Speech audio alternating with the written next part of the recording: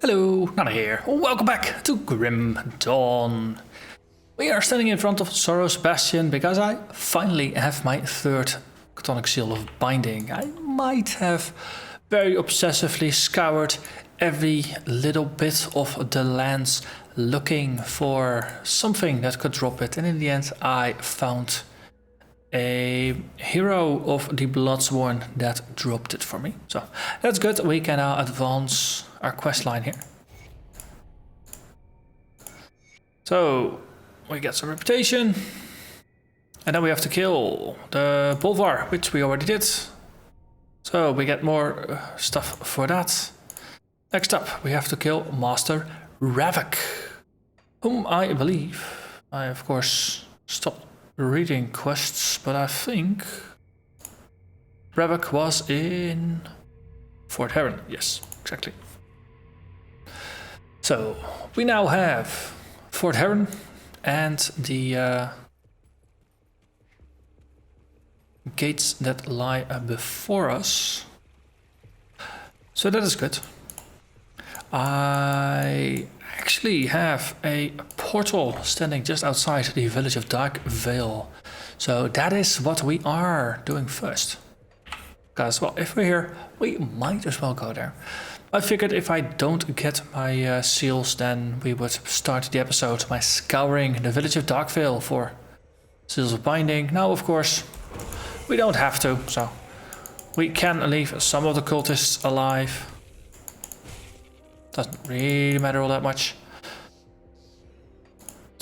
Yeah, so I also come to the realization that with the Ethereals, Nemesis less than 700 kills away, this has the potential to get interesting really quickly.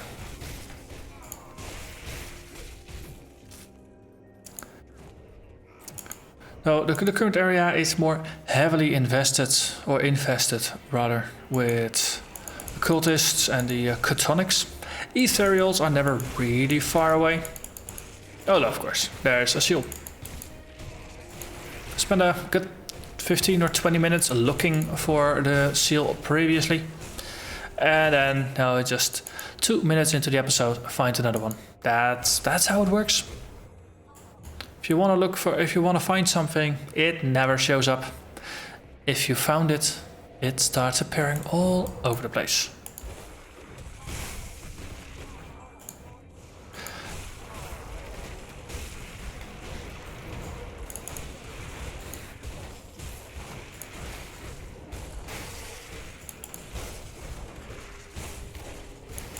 Okay. They do have a fair amount of occultists that just keep swarming in.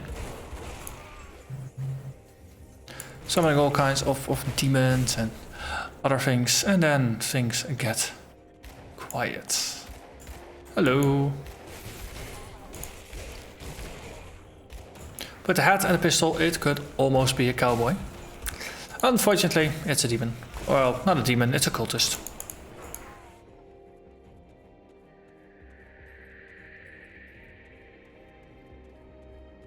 The rather gruesome village of Darkvale got infested with cultists rather severely, to the point where the bathhouse was used to drain people of their precious fluids. Definitely had a good harvest here for the blood wagons to summon, of course, the Logorian. That's what all of this is currently about.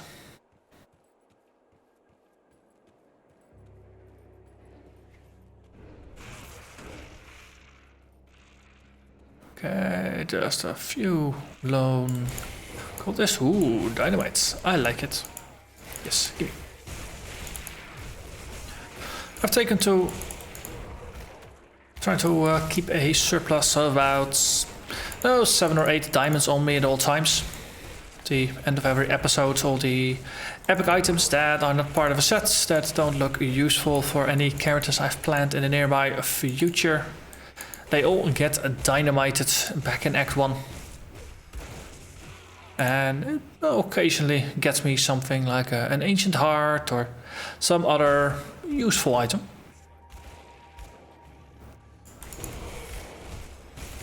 So that is definitely a nice trade. It's not that difficult to craft the diamonds. It's just two rather common crafting ingredients and ether shard. Ether shard being the probably the most difficult one to obtain. And well, if you just run the Warden's cellar a couple times, then that basically takes care of itself as well. Okay.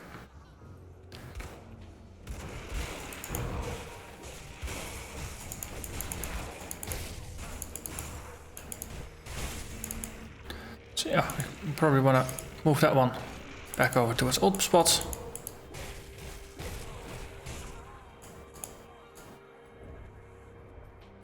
Just a nice little village. Bits of snow are starting to appear. And the otherwise still rather lush and green area.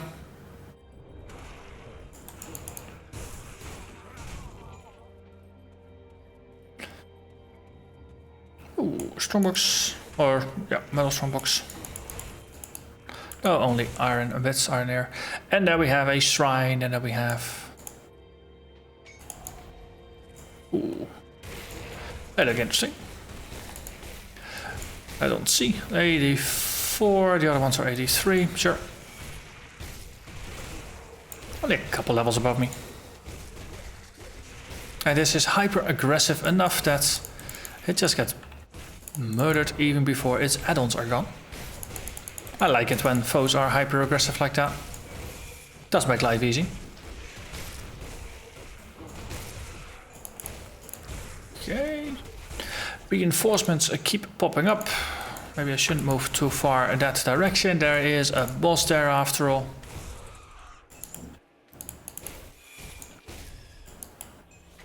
And we have cleansed the shrine, but of course maxed out our devotions. We're not going to get any more points. But that said, I do need to spend my point, and I think we were going for the skills of Ulkama. That's 30% increased damage. So our at rest damage per second. Oh, we are also blessed with the Sacred Flame of Kaiman, but it's going to be 8,000 damage per second. That's a nice step up. And over there, Zarya the Carver, the guardian of the entrance to the gates of Darkvale. Once we go in, tag the waypoint, and of course we can just go back out and we can actually go after our other objective, which is Master Ravok. Okay. Some serious damage is being inflicted here.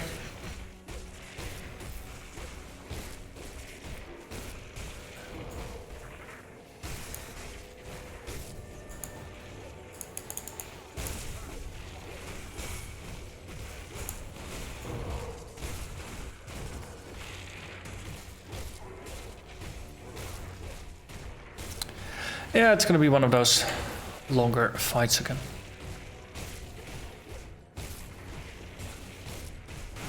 Let's see if we... nice, we can actually blitz this one without stunning it, that's good. Okay, a fair chunk of damage being dealt here. Let's keep a close eye out for our health. It does tick back up again. As I said before, I try to use Overguard as a panic button. So in case of no panic, I'm trying not to use Overguard too much.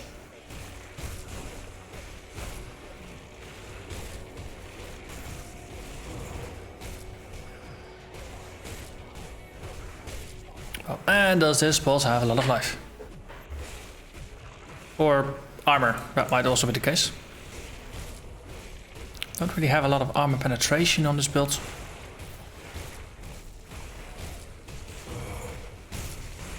So against the more tougher opponents, we are still just grinding it out the old-fashioned way.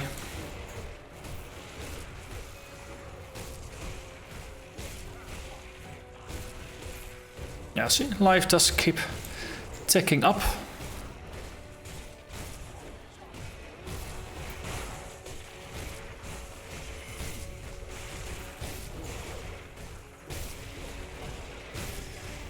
And we're maxed out again.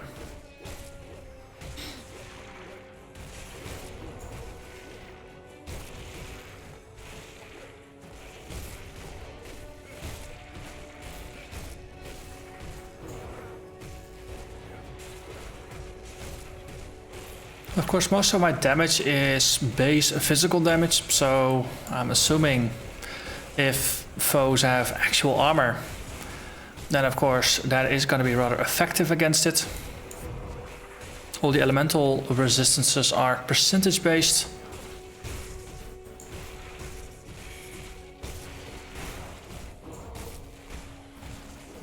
I think armor simply just produces a flat amount.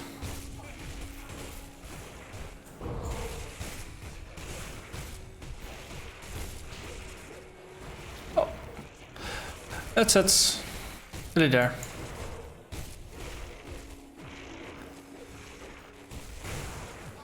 Ding dong, the witch is dead. Or whatever Zarya was. I'm assuming it was a witch. Female spellcaster. That's it, we have plenty of time. So let's head over to Fort Haron. I did give us a nice clean entry. Should not be anything alive anymore except for some allies a little bit ahead.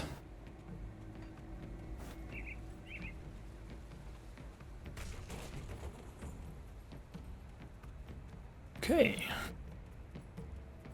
And then we enter into the battlements around Fort Haron,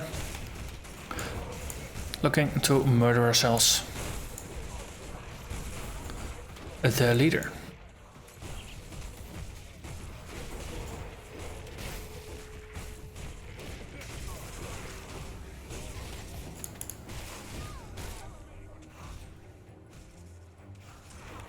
Ah, nice. Just playing a little bit of blitz run here. Just charging in and shouting, making a big scene, picking a fight with everybody.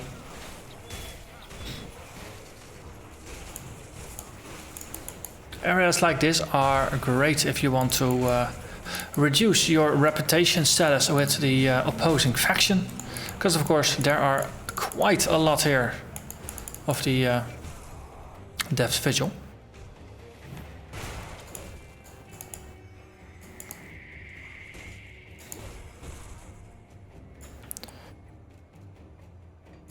So of course, well, them being restricted to the area, it does reduce the amount of opportunities you have to reduce your reputation with them and generally make them into your nemesis. I think the opposing faction as well as the Cronley's gang are probably going to be the more difficult ones to turn hostile. Though the outcasts, I don't think they are that easy to deal with either. I think you just have to keep killing Anasteria over and over and over and over again until they hate you enough. Conversely, that's probably also a way to get some reputation with the Black Legion. I mean, I'm assuming she respawns, but having not really tried it, I'm not entirely sure either.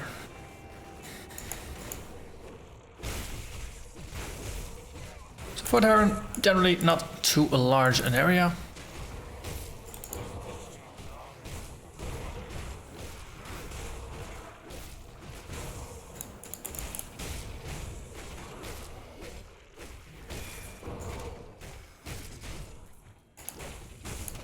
Okay, so these are actually generic undead, which also have their own faction, of course. 8857. No, of course they were minions, so they don't really count. It's all about Death's Vigil here. And the reverse is also true. Every time you kill one of the Order of Death's Vigil, the Kami's Chosen like you more, and in a reverse.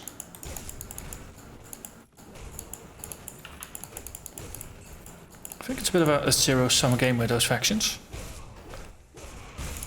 Which does not hold true for the Outcasts and the Black Legion. There are Oh, actually, it's the same. Actually, it's Black Legion and the Outcasts. No, if you kill one, you gain reputation with the other. That's how it works.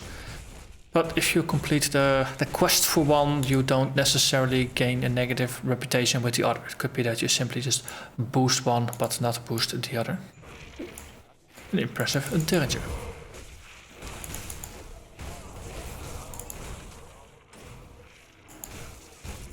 Hello there, Ornate Strongbox. Show me your loot. Loot is mine.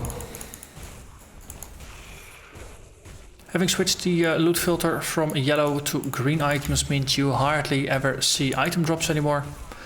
Which in a certain sense gives a bit of a relaxed approach to playing the game, but since there's not a lot of distractions around, all there is foes and the odd bit of gold every once in a while.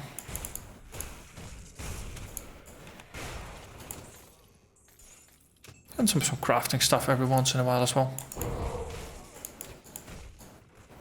But yellow items are way more prolific than the green ones. Okay. Nice bit of level design there. No matter what path you choose, you always end up going the right way forward. And it's relatively easy to backtrack to the other path. So you can basically full clear the area without too much issues. I was like that. Ooh, hello, dynamite.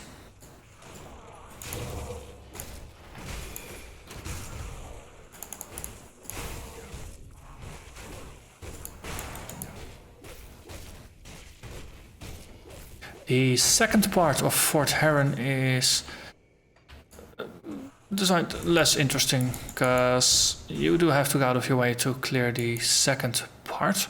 Though we can do. Nicely covered up here behind the walls. It's easy to miss if you're not really particularly paying attention to the glittering over there. But normally I go down. So instead, let's actually head upstairs here and pick a fight with the folks here. Because normally by the time we get to the end, then no backtracking, not all that interesting. So let's see, what if we take the upper route? Is there anything obviously secretive about it? Anything particularly rewarding about this? Revenant. They are among the tougher undead enemies. Demonic Imperial Signet of Celerity. Huh. Some life leaf resistance, some vitality resistance. All good stuff. Hello there. So, even if it's just for the very rewarding loot chests, this is a nice place to go to.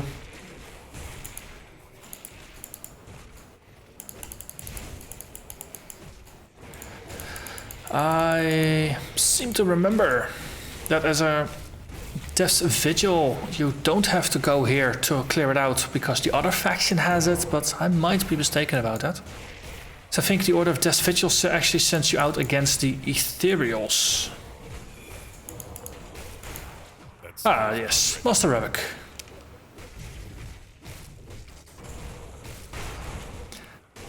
But that's it, most of the time the factions are, or the faction quests are reversed, so I might be mistaken about that. Ah yeah, it's a further quest that I'm confusing, because we have to get into the Tomb of Korvac, I think, to get the Eye of Korvac for one of our quests. And if you're with the Order of Death's Vigil, then there is an area between east of Fort Haron and north of Morton's Claim. It's a tunnel of ethereal stuff that you have to walk through, and you have to kill a certain unique there, or a purple. I think that's what you have to do for the to help the Revenant get resurrected, part of the ritual that you do for the Order of Death's Vigil. Which of course in the next playthrough we will be doing. do like to mix things up a little bit. Also, yes, I do realize that I was just casually focusing on the map instead of on the fight because, well, effectively immortal tank. That's it is definitely one of the charms of the builds. And by going up via the upside, then there's hardly anything remaining here in the bottom part, because I think I did clear this out.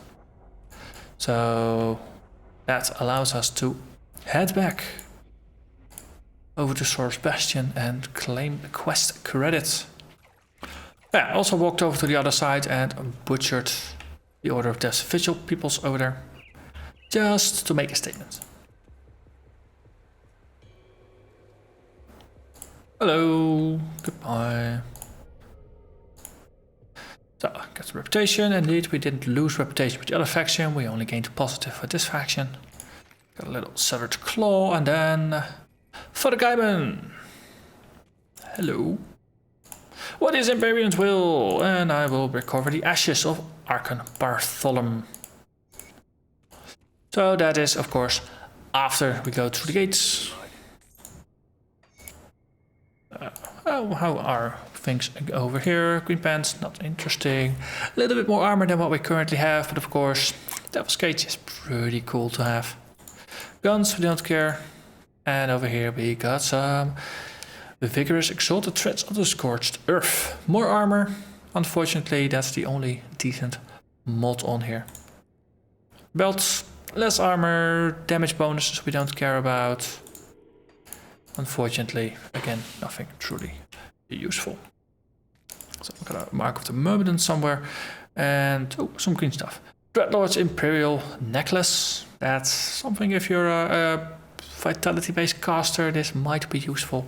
Definitely the health regen and some chaos resist, but even as a vitality caster, I think this is going to be a little bit of a subpar amulet. You could get more focused things out of this.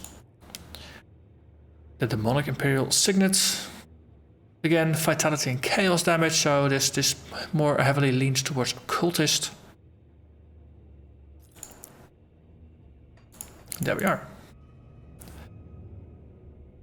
And with that, I think we have reached a nice point to call this an episode. We reached the Darkvale gate, so we can continue there next time. We cleared out Fort Haron, and basically everything that has a heartbeat, or used to have a heartbeat between Homestead and the gate, has been cleared. So people of Homestead, they can definitely rest a lot easier at night, knowing that there are a lot less dangers out there. And with that, I'm gonna thank you very much for watching, and hope to see you again next time. Bye bye.